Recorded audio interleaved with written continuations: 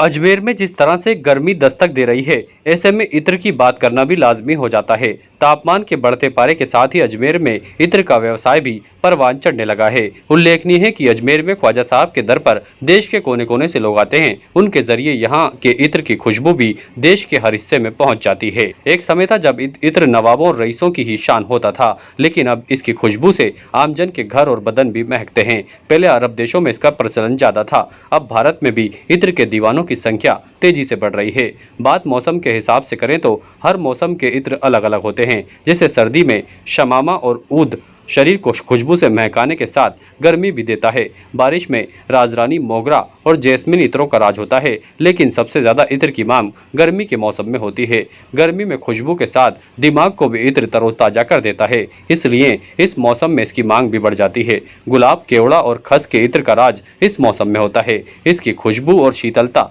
तन मन को शीतल कर देती है। लोग गर्मी में कूलर में भी इत्र का छिड़काव करते हैं तो उसकी हवा भी इत्राने लगती है और पूरा घर का आलम ही अलग हो जाता है।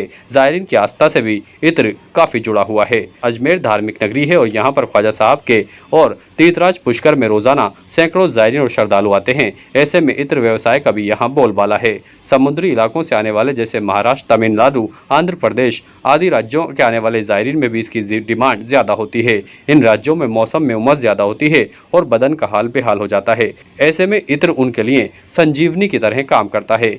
इत्र व्यवसायी अमजद हुसैन बताते हैं कि इत्र की 500 से लेकर 15 से 20 हजार रुपए तक की शीशियां बिकती हैं। जितना महंगा इत्र उतनी ही खुशबू और ताजगी, बस दम आपके जेब में होना चाहिए। शीशियों के रंग और रूप में भी देखने लायक होते हैं। उनकी डिजाइन का अंदाज भी निराला होता है। कांच के साथ डायमंड सजी शीशियां कदरदानों को मोहित कर देती हैं। जिस तरह से गर्मी पड़ रही है उस हिसाब से लोगों को पसीना काफ़ी आ रहा है, काफ़ी स्मेल हो जाती है, तो अभी लोग बाग स्प्रे, डियो, अतर ज़्यादा लगाते हैं।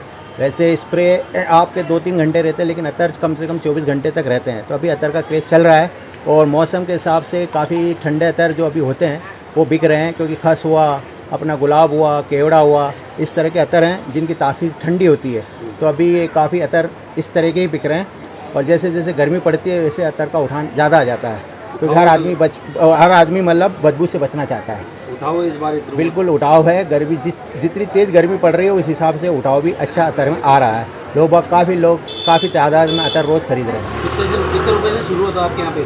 अपने यहाँ 200 रुपये तोला से शुरू है, जो 1000-2000 रुपये पे जाकर ख़त्म हो जाता है। अभी क्योंकि ठंडे अतर काफ़ी चल रहे हैं, एक्वा फ्रेश चल रहे हैं, ये केमिकल बेस ज़्यादा होता है इनमें, तो इस हिसाब से अतर का काफ़ी रुझान है और काफ़ी अतर बिक रहे हैं। जैसे जैसे गर्मी पड़ रही है वैसे वैसे उठाओ अतर में काफ़ी ज़्यादा आ रहा है और हमारे जो मैन्युफैक्चरिंग ड्यू है वो भी काफ़ी तादाद में बिक रहे हैं। Status king of gent suits, full gent suits, न्यूनतम किराए पर डिजाइनर एक्सक्लूसिव शेरवानियां।